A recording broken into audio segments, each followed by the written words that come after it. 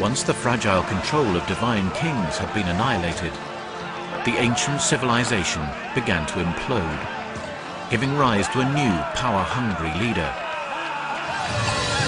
the warlord. War tore across the empire, sucking in royals, nobles and peasants alike. Even Lady Six Sky's mighty Naranjo disappears from the records at this time, wiped out by Tikal soon after her death. City after city fell to ruin. These were terrifying times.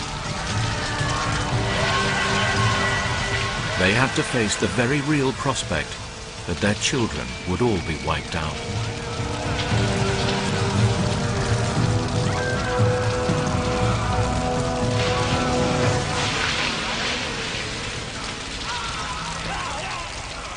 By the 8th and 9th century, the superpowers had disappeared and had broken down, and we have a situation very much similar to the breakdown of the former Soviet Union. Small local states tried to become independent, and warfare escalates everywhere.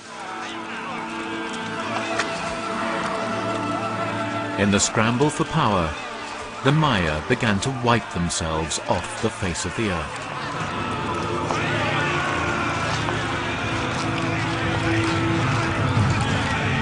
The fall of the divine rulers and their control of the political landscape gave rise to a new, aggressive and power-hungry sort of leader.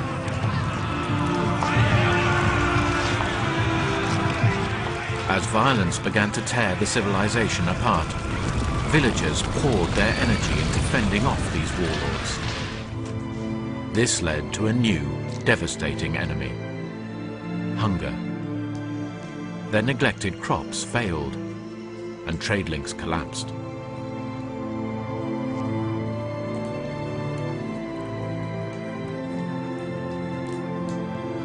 As their sophisticated irrigation and crop rotation systems fell to ruin, survival in the jungle became extremely difficult.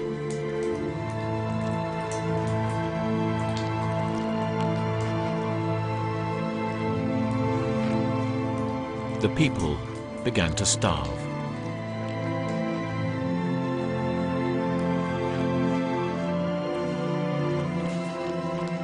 But in their long history, the Maya had survived many crises. What set this one apart?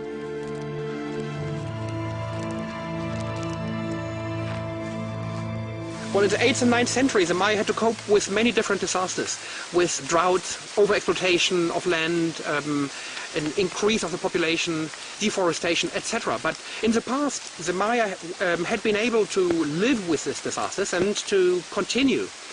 However, the infrastructure was destroyed.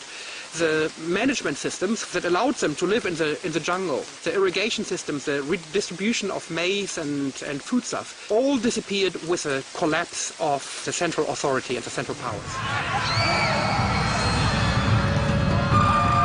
Living in fear and terror, the people had no choice but to flee the great towns and villages.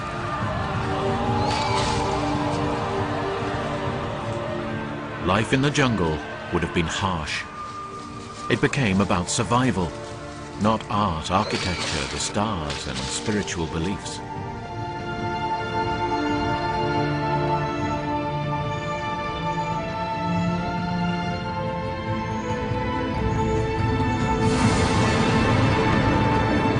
Lady Six Sky died in the year 741, over a century before the empire came crashing to an end.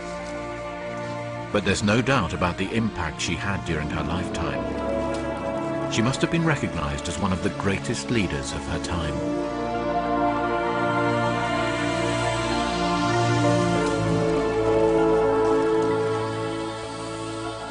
I think there cannot be any doubt that she was an extraordinary woman, because she managed to survive in a male-dominated society.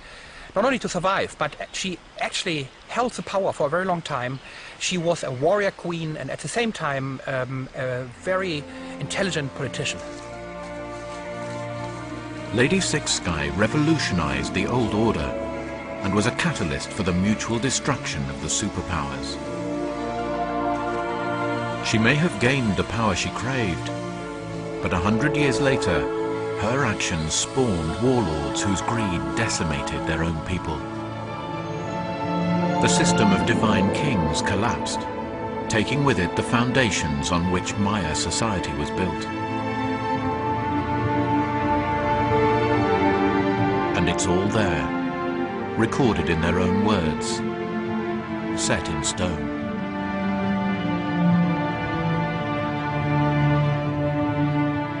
We are only just scratching the surface of understanding these written accounts. There may yet be other secrets to unravel.